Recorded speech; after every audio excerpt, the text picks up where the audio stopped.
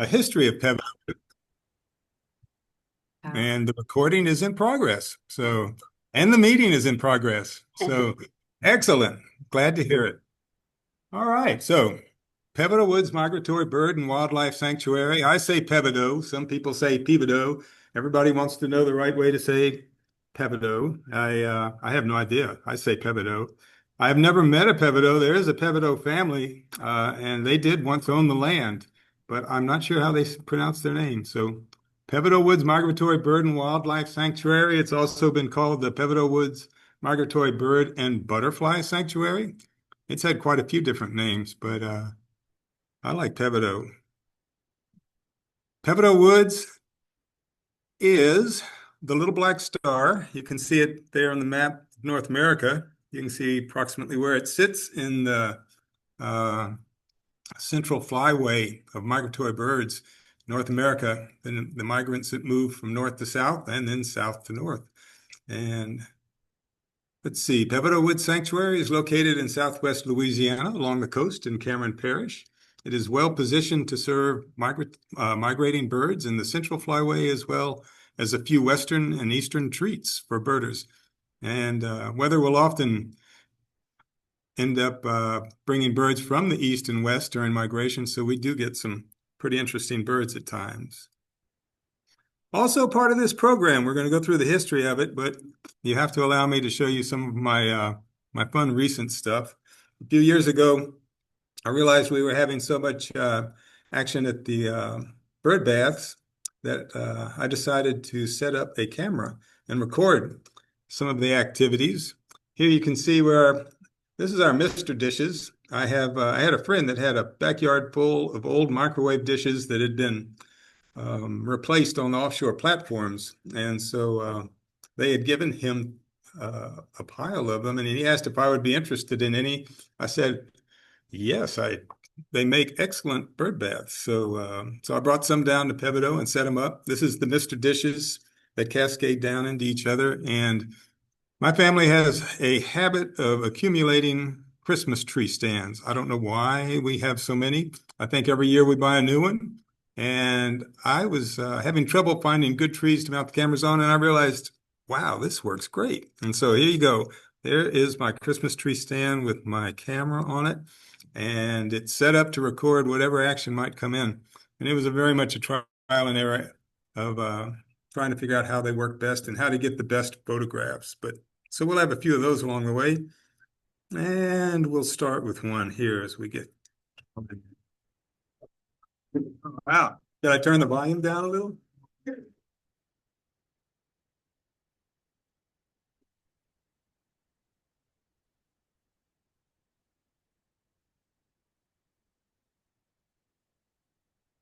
Oh, and I might need to know where the mute button is. Next. It's amazing the birds that use bird baths and the animals.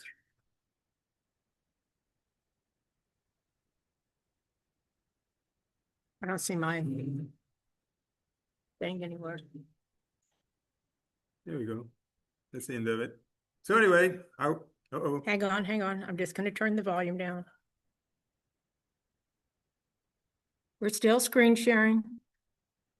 Okay. And that concludes my program for the. Okay.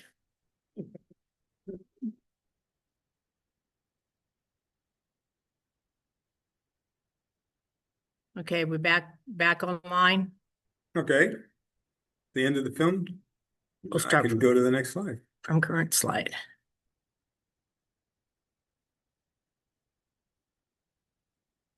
What year was that one filmed? All of these are filmed in the past year and a half. I started about the beginning Can you hear of him? 2024. So it Catherine, went, seeing the speaker view, not the slideshow view. so it went years and years and years with us not knowing what's in there. So I don't have all of the pictures. I have several really interesting sightings, though. One that was obviously a varied thrush from the Pacific Northwest. Wow. And I don't think we've had a Louisiana sighting in about 15 years or so. And so it was pretty cool. Nobody saw it except the trail cam. I was there for about 2 days. Seemed like, Is that okay? yeah, I can go to the next slide. I'm asking Jane. How's Yeah, that? we're good. All right. So, I do not know. Don't see. I don't know. Like we went to the Pritchards and the Parsons and the Waltons. what is that? That's somebody who's is not on.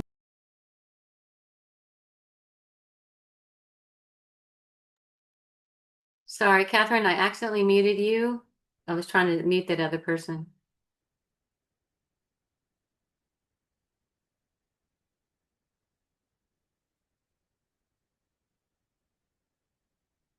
Catherine, you need to unmute yourself.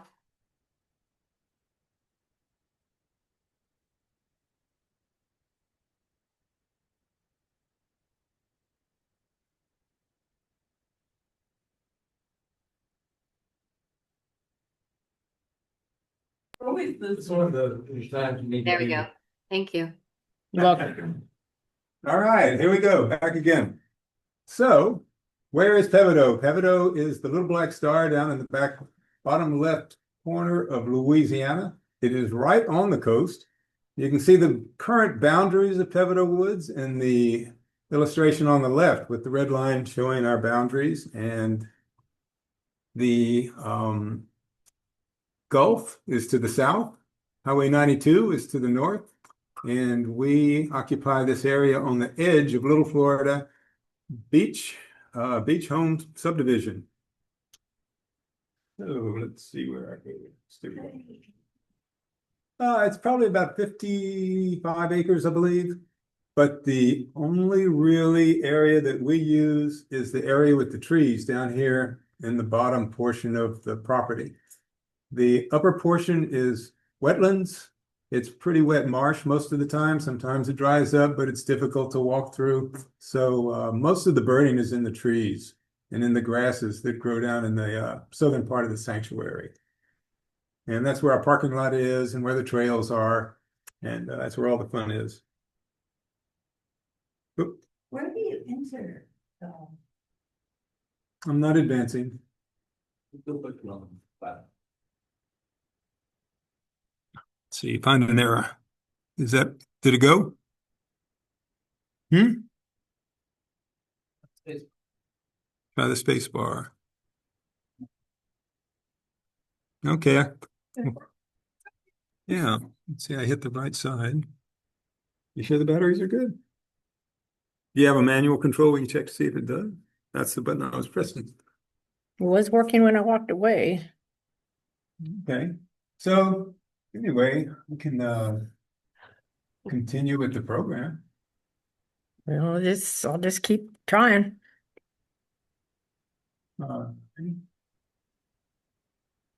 So if I remember right, it was 1983 when the property owners on the right side of the boundary, which you see the red line on the right here, the eastern boundary, and you see how the trees stop and it becomes more of a pasture. Well, that used to be woods that continued for about another, well, I'd say 500 or 600 yards. And the owner of the land cleared the land for cattle. And so this alarmed a lot of the birders. Although it was not officially, it wasn't Peveto, it wasn't Baton Rouge Audubon's property yet. It was still a birding destination, and the property owners had always allowed birders to go there. There we go. So this is what I was saying. A much longer wooded chenier that included Peveto Woods existed in the early 1900s and had been visited by LSU ornithology groups and birders since the 1950s. In 1978, the landowner, he partitioned the Little Florida subdivision into properties that could be sold to developers that wanted to put their beach homes on it. And it was starting to be developed. So Peveto Woods Sanctuary existed. It still exists as a remnant of this critical natural habitat. And thanks to the generous contributions by members like you of the Baton Rouge Audubon Society, it still continues. And here's what I was saying about the area that the neighbor cleared to the east of Peveto Woods. And in 1983, more than 45 acres of woods, grazing land east of the present sanctuary, was cleared increasing the concern among birders. So the birders that were going there did not like the looks of that. And they started realizing there wasn't much left in what they had. They wanted to try to protect. In 1984, a small group of concerned birders and Baton Rouge Audubon began an effort to save the available land from development. And here we have our current boundaries in this illustration. You can see the part that was parceled off and sold by developers for land development. And our property goes all the way north to Highway 82 up there. So, as they started fundraising and looking for ways to protect the land, they what really got it jump started was in 1984, 85. Robert W. Holloman and Dr. Carlton Shealy donated this section of what was available and got Baton Rouge's control started. In 1985, they had a ceremony presided over by Dr. Van Remsen at the podium there, and birders and Audubon members showed up to watch the dedication ceremonies of what was called the Holloman Sanctuary. So this is another name that Peveto Woods has been known as over the years, Holloman Sanctuary. And Gotta stop it. it had that section of woods that we were able to bird in. We still birded in the other areas as well, but it was precarious birding because we knew that the land could be lost if we couldn't include it in the sanctuary. Oh, we stopped again? I didn't stop share. I just took it over here because There we go. better. Yes. Back again? They were saying something that we weren't. So here's a little more of the ceremony that day. And this is Esther Beckham presenting Mr. Holloman with a plaque of appreciation. And we have Van Remsen, and we recognize some of the people that were in attendance that day. Van Remsen was there. Bruce Kreider is down below with Mr. Holloman, cutting the ribbon, opening it up. Bruce was the first manager of the sanctuary, and he was very successful at fundraising and was very responsible for a lot of the acquisitions and donations that made the formation of the sanctuary possible. Oh, good. Okay, every now and then I'm going to jump in with some birds just to kind of get back to what I really like doing, playing with these cameras. Let's see here. Do it again. Here you can practice your bird identification a little bit. Magnolia warbler, black-throated green, Wilson's warbler, and a ruby-throated hummingbird, black and white. That's a good one. One of our famous birds, pardon.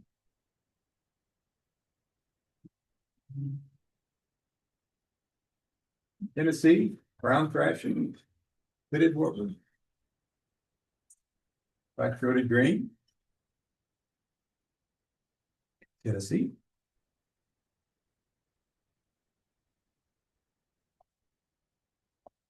And we are working on it.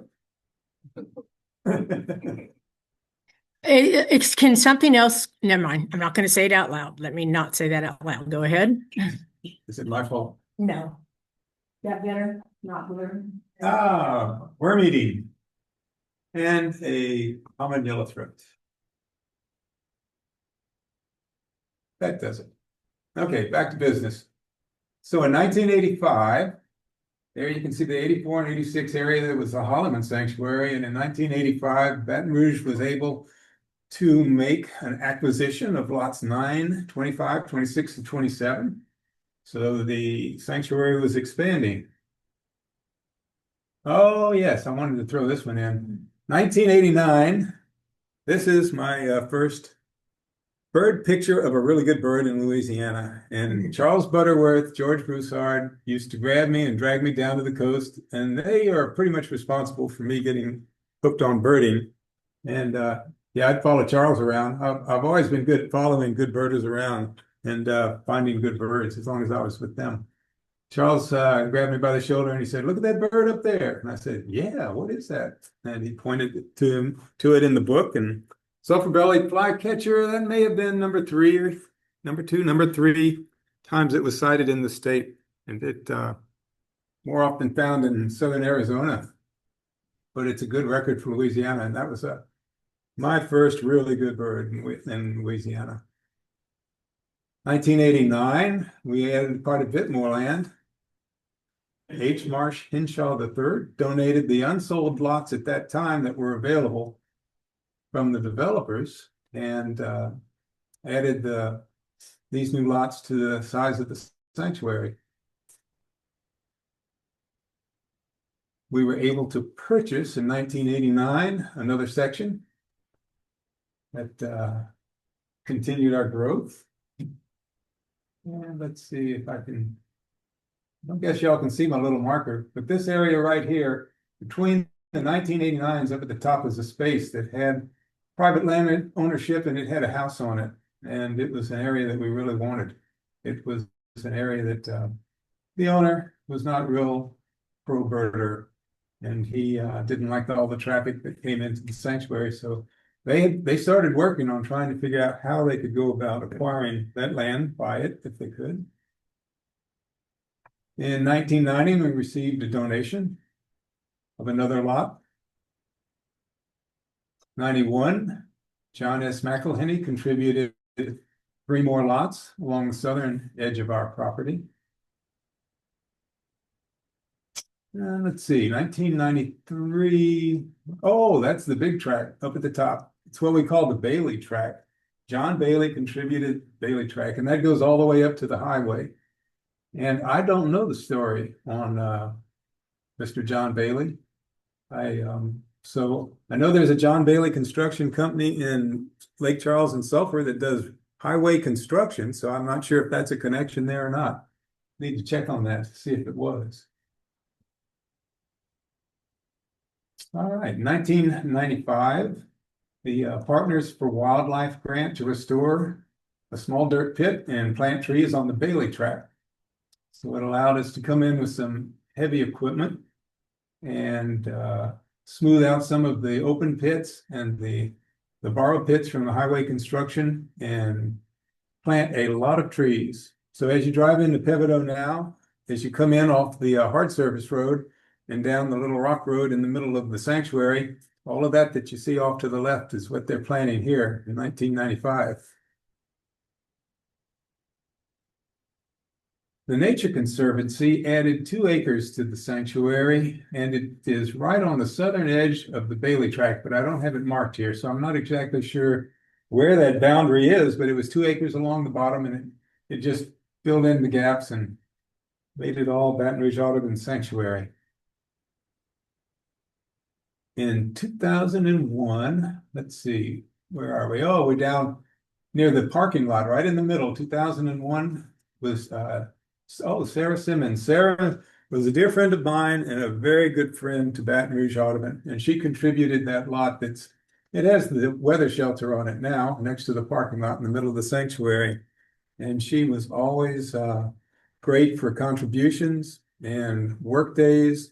She was one of my favorite members. And here we go in 2005, you see that one block is filled in the middle of the map now. This is where the house was, and he had like a small orchard on the side of the house. And we had arranged to purchase that land from the family. And 2005, it belonged to Baton Rouge Audubon. And later that year, along came Hurricane Rita.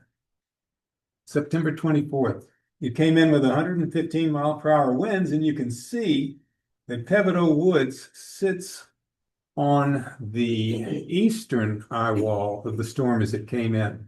So we received strong southerly winds of 115 miles per hour and an 18-foot storm surge that came in and was pretty devastating to the sanctuary, not to mention the house.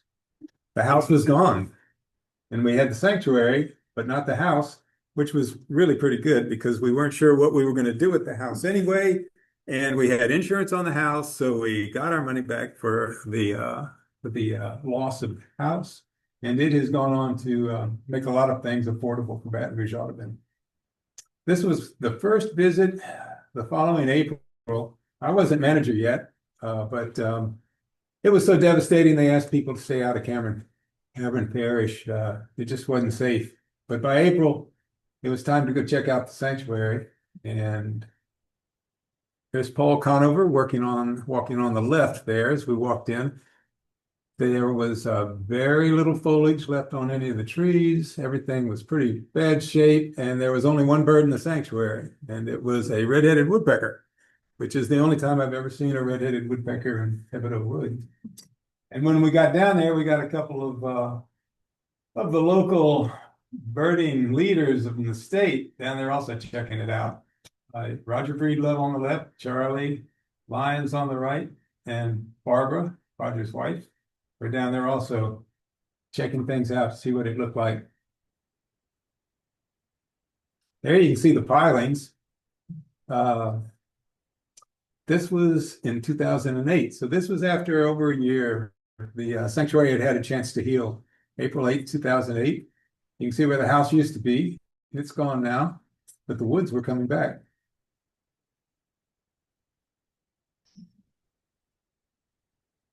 And the raccoons are coming back. I like this section. It just shows some of the other animals and birds that we have down at the sanctuary.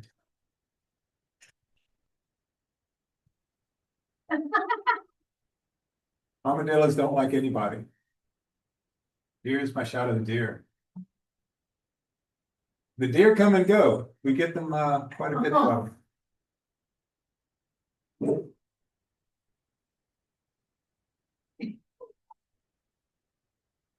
Oh.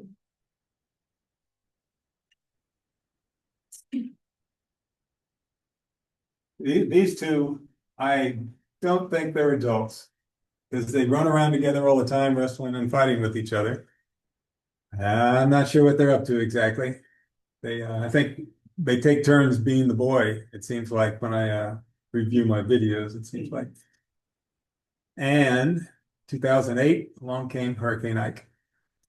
Hurricane Ike also came into our west. So again, we got the southern winds at about 110 miles per hour and another storm surge of 12 feet. This was a very big hurricane, and so it had a lot of power when it came in with it. And uh-oh. Oh, that's the wrong button. There we go. My fault. You can relax, Catherine. That was me. Human error. Here we go. Let's see if I got it right. There we go. So at this point, I had accepted the managership of the sanctuary. This is when I took over in 2008. And so this was shortly after the hurricane made landfall. Once again, Paul Conover and other good buddy Mike Myers came down to see what it looked like. And it was pretty devastated. A lot of camps were lost with this hurricane and blown into the sanctuary. And a lot of sand was blown in up off the beach.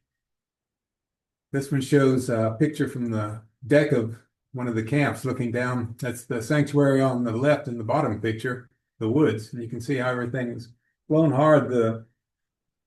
There was sand dunes and beach grass and a lot of vegetation between the sanctuary and the water before the hurricane. You can see where it just snapped off the fences, the snow fences we had out there and tore up the highway, the road that ran in front of the camps. This is our second visit down, and by this time the parish had had a chance to come in and do some work. And this picture down in the bottom right shows an idea of how much sand was blown in off of the beach and into the sanctuary. Because this is they had bulldozed the road and pushed it all up off to the sides down on the right and at the end. And that's the depth of the sand in some areas that had been blown into the sanctuary. Workday, November 15th. I like to include pictures of work days because I am very appreciative to all of the people that would come down and help on work days. I'm not going to be able to remember all their names. That is me up in the tree, which is not where I belonged. I shouldn't have been up in that tree, but That's a whole different story. I survived. I'll throw in a few pictures of special birds that have occurred in the sanctuary from time to time. This one was found the next spring by Gary Broussard.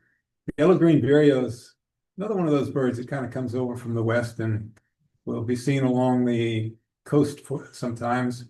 This one stayed in the sanctuary for a week or so, so a lot of people kept come down and get a yellow-green vireo in Louisiana.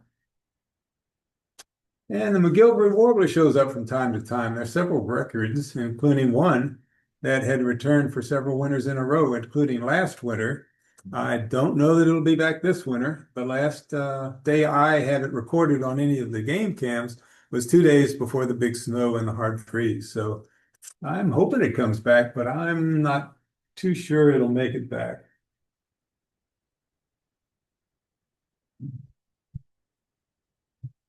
January 21st, 2025.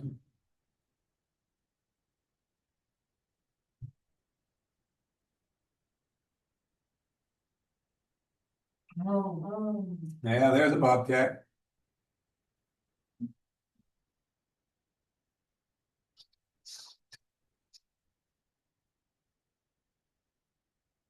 I like this next one. Even when it's cold, birds take a bath.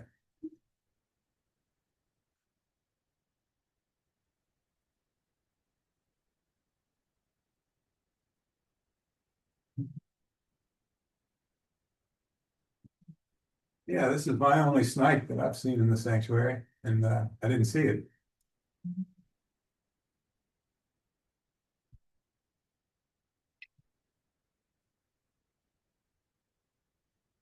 All right, Townsend's warbler, another good bird that can be seen in the sanctuary on some years. This one came down to see me as I was finishing up a work day. I'd been in the sanctuary by myself all day, having a good time.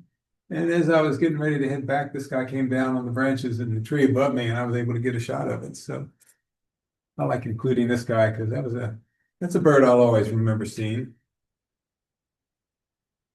Work day, March 23rd. There's some of our faithful members. Jane Patterson on the right there, our very industrious president. She's pretty amazing. She's responsible for a lot of good things that have happened to Baton Rouge Audubon. So we do a work day in the spring, we do a work day in the fall, and do a few in between. They also had several studies that have been done. Some banding programs have been conducted in the sanctuary. And this is Kristen Bresky and Sinead Borchette. And they were down helping Eric Johnson and Jared Wolf as they were netting and banding birds and studying. They were really interested in the molts of birds in this study, and they particularly in indigo bunnings, and they published some papers on the molts of indigo bunnings as a result of this work. Okay, this is our last acquisition. 2014, way down in the bottom left, you see 2014, and this was a lot that Ike had blown the camp away, and it remained vacant for a while, and then the parish went through a big estate auction and sale, and we were able to pick up that. Because we were adjoining property owners, we got a deal on that piece of property for $20,000. And there's no way we could get it for that price now, so I'm glad we were able to pick it up then.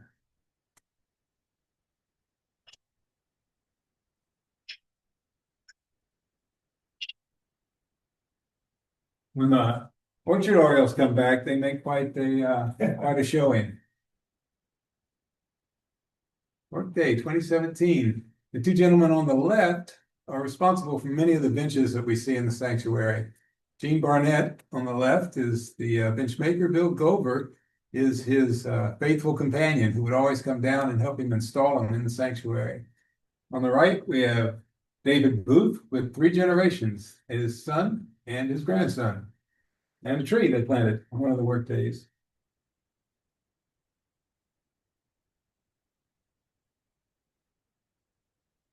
More helpers, more trees.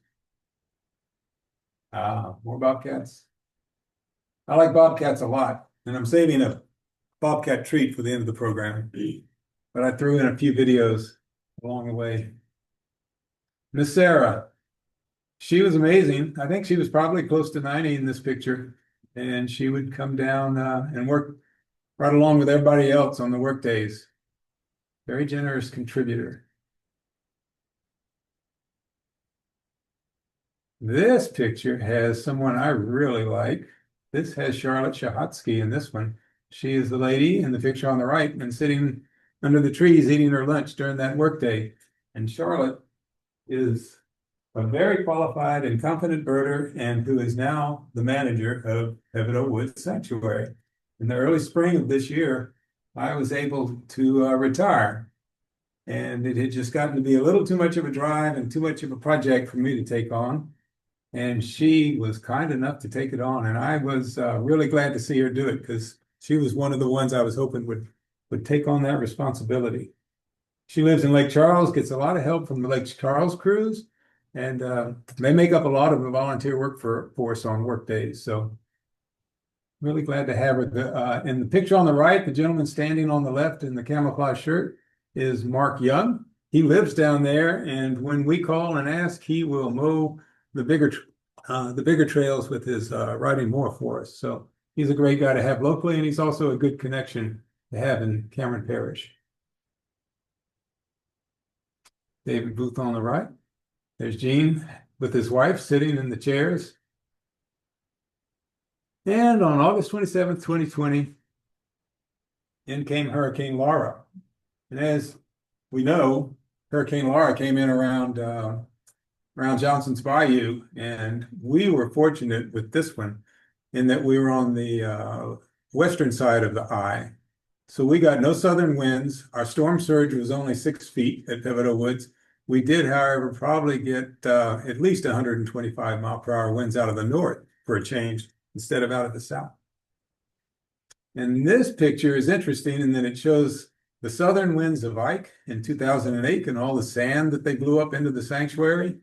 And this picture on the right was only a week or so after Laura had come ashore. And it shows you the difference that a north wind and a south wind and a tidal surge and no tidal surge can make. It sure clobbered Lake Charles up. This is what the wind damage looked like as you went toward the northern side of the sanctuary, though. It really broke up the trees and blew a lot of them down. Workday, November 2020. David Booth has a Dutch oven that he brings down and cooks up a treat for everybody at lunchtime. And so it's always a great time to sit around and talk and visit and catch up on the work days. C.C. Lockwood on the left. He would come down and help on work days.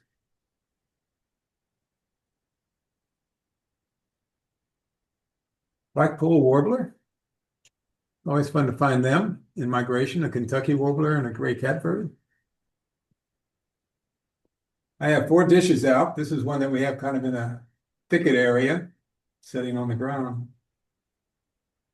Paul Conover on the right. On the right in this picture is our current president of LOS. He wasn't at that time, but he is now. And that's James Smithers with Melvin Weber on the left. There's Charlotte. She would show up just about every workday, so I knew she'd make a good manager. She really loves it down there. And a buff-bellied hummingbird. We have some plants there that are hummingbird attractors for sure. So we get some winter birds from time to time. Workday 2020. And this was a great bird to have in the sanctuary. It was found by Ann and Charles Robshaw, and it stayed for at least a week, maybe more. And a lot of people were able to come down and get their life black-capped vireo.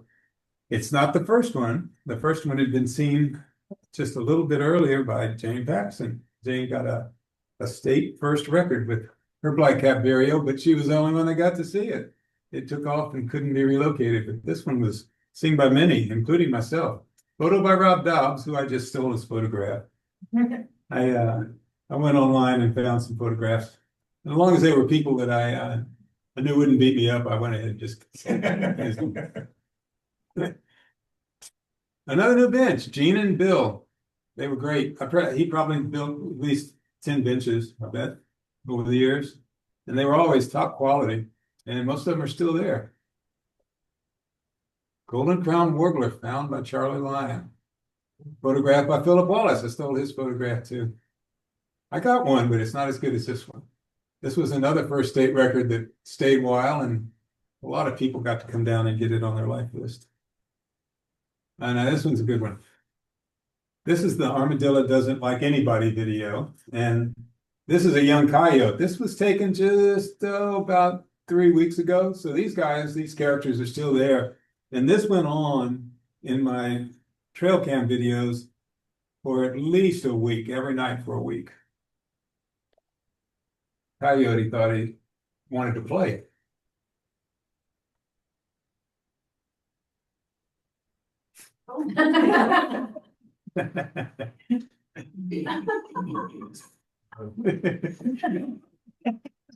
It's really hilarious.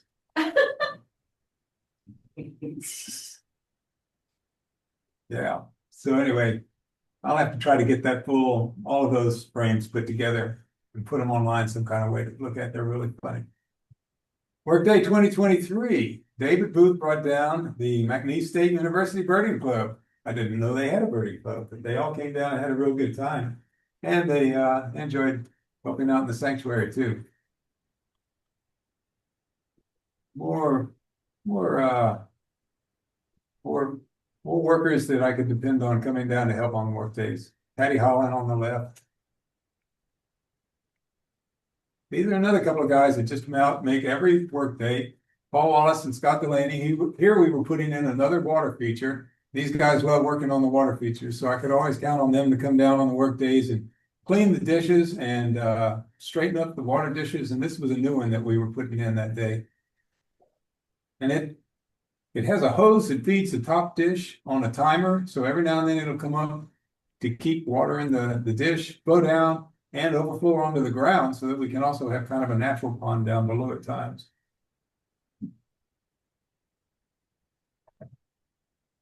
It got a lot of use during the drought of 2 years ago when everything got so hot and so dry. They got a lot of users came. Hawks love the water. Some hawks, especially accipiters, it seems. Orioles coming through. Here's our workday crew again. Gordon Griggs and Charlotte on the left, and Scott and Paul on the right. They drive down from Alexandria, so they have quite a trip. Most people that come to work at Peveto do have to make quite a trip. So some come out of Lake Charles, but some come from a lot further. So Peveto Woods Sanctuary, it's #1 eBird hotspot in Louisiana as far as number of species recorded. And when I put this together last year, it's 322. May have added 1 or 2, I'm not sure. 5,618 individual lists submitted for the sanctuary. Here we have a blue grosbeak, a hooded warbler, common yellowthroat, Tennessee on the right, on the top, and a worm-eating warbler on the bottom. Okay, bobcats at Peveto. Now, since I was telling y'all earlier how I had been going down there as manager for 17 years, and this is the only time I saw a bobcat in the sanctuary. And it was one afternoon when I was leaving in the car, and it was chasing a rabbit. It stopped, it laid in the grass, it got up, it walked off, let me take a good picture. I knew we had bobcats. I didn't know if they came every now and then. They came through from time to time. I had no idea. So this next video I'm going to play shows a little clip on the bobcats of Peveto Woods. And what it will show will be a female that apparently lives there. And she has had a litter the last 3 years in the sanctuary, and a male that comes through from time to visit. He doesn't stay long. From what I've read, males have a ranging territory of in excess of 5 miles, where females generally stay within a mile or so of their territory. And I think she stays in the sanctuary a lot. And she's had good luck raising young. So what this will show the sequence through the years, and I'll kind of talk about it as we go through, but it'll be the picked up on the trail cams because I still have not seen a bobcat, despite all of the footage I get on my trail cams. This was the first time I saw a bobcat on the trail cams, and it's a mom. She's walking in, and she has two cubs coming in with her. So this was in January of 24. This was the next year when those had gone, and she had another set of cubs. This was the first video I saw a cub in 2024. And even though we don't see them, they do show up quite a bit during the day on the trail cams. This was later in the summer in 2024 as the cubs got bigger last year.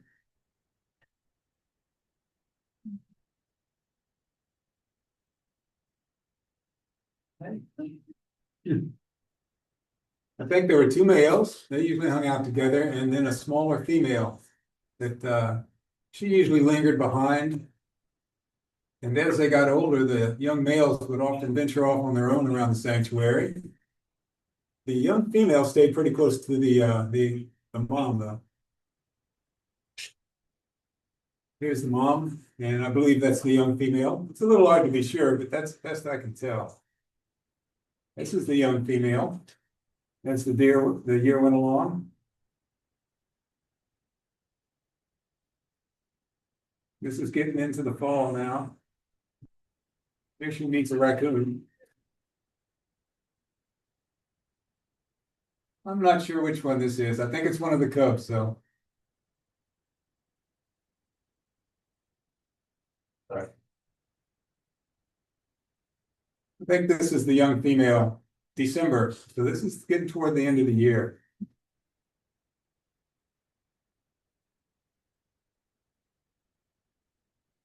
This is the next year, February. That's the female mama, and she has a visitor now.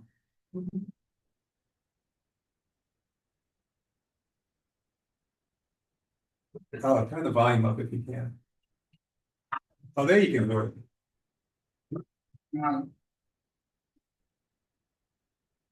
That's the mom. She was making it. She was telling him something, but I'm not sure what it was.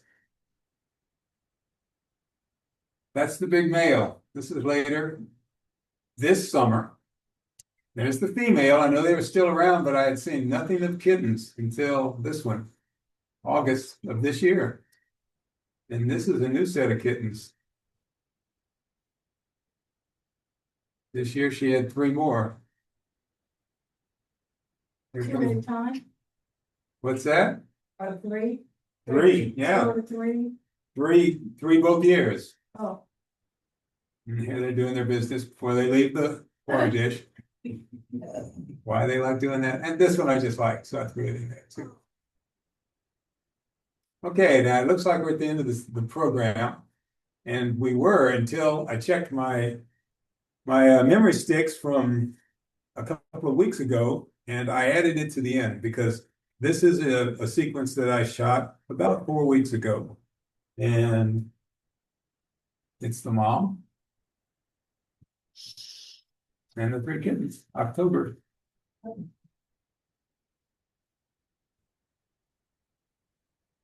So I'm thinking these guys are getting ready to be chased off by the mom so she can get on with her business for next year.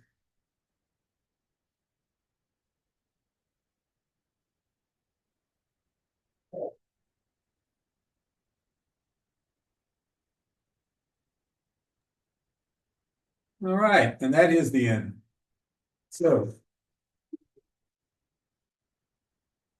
thank you very much. I appreciate that. It's a lot of fun. I've enjoyed all the time I've spent at Peveto, and I still go down a lot. And they did allow me to continue being in charge of the video cameras down there. So anyway, I get to go down every couple of months, change out the memory sticks, bring them home and play with them on the computer. And hopefully I can get some more video up online that you'll be able to see some longer videos of some of the fun stuff that we get down there.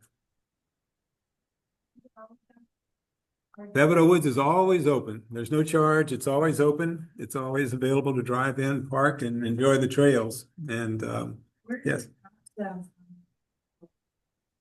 The access on the property line from the highway, there's a sign on the highway that directs you to drive into Little Florida subdivision. And as you go in, you'll go in as you get closer to the beach, you'll see a sign on the Can you left, stop the sharing? road that drives into a parking Yeah. area. Okay. And so you can park in there, and that's also where a lot of the trails take off. Thank you. And the water features are right there. There's the big Mister dishes, which a lot of people go for. Have benches set up to where you can sit in the benches and you can watch the dishes, whatever activity you have. Busiest times of the year are the spring and fall migrations. So we're just getting past the fall migration now. We'll come into spring migration at the end of March and into April is when it really gets good again. There's always good stuff, but that's when a lot of people start coming to see the spring migration. So I want to apologize about all the. Jane contacted me early this afternoon, told me when she was going to land. She contacted me when she landed. I thought, why is she doing all this for a Zoom call? And then she gets in touch with me at 6:30 and it was like, she said, well, I'm ready for a test run. I said, okay. And I was like, hang on, I need to turn down my TV. And she's like, why is there a TV in the library? And I was like, oh, next week's the Zoom call. This week is the meeting. So I apologize. It's completely my fault and nobody else's. So I'm sorry about all the mechanical difficulties today. So you can fire me. Any questions? We appreciate I it. did not in chat. I looked in chat. I didn't see any. Somebody just said, Jane's like, she had no idea armadillos were so aggressive. I mean, they usually bump into me and jump up and run out into the woods, so Exactly. Does anybody online have any questions? I didn't see any other than your last remark. I didn't either, but we'll just. There's thanks, Dave. Thank you. Yeah. Yeah. Great question, Dave. So, where in Peveto are the cameras set up for those? They're asking where in Peveto the Yeah, cameras are set up. Yeah, they're all around water features. I know, but where, like those water features, those are the ones where you Yeah, go in park and you walk into the left and there's like the two right there and then one. Yeah. So, Yeah, you have the Mister set up over those two dishes right there by the parking lot. Short walk from the parking lot. And that has one camera. You go to the left and I'll move that one around. Sometimes I'll move it back away just to get a wide shot to get some of the action that happens away from the water as well. And then there are two dishes in the woods that each have a camera on. Okay. So I have 4 different cameras set up. Someone asked if you know how many warbler species are there? So And I just looked on eBird and just did a search on warbler on the list of all the birds that have been seen at Peveto, and it was 39. But of course, not all warblers have warbler in the name, so it's more than 39. So I'd have to actually do a physical count to see exactly how many. Well, I haven't counted how many I have recorded on the cameras, but I bet I've got probably at least 20 Yeah. different warblers recorded on the trail cams coming to the water. I do So, remember one spring that I missed going to Peveto during spring migration, and there were I think 27 recorded on the LOS weekend. So it's kind of heartbreaking. yeah, well, it's not uncommon. You can go down in a really active day in April and get 20 species of warblers on your trip to Cameron. One of them will be in Peveto. Okay, That it? Any more questions? thank you very much. All right. Uh,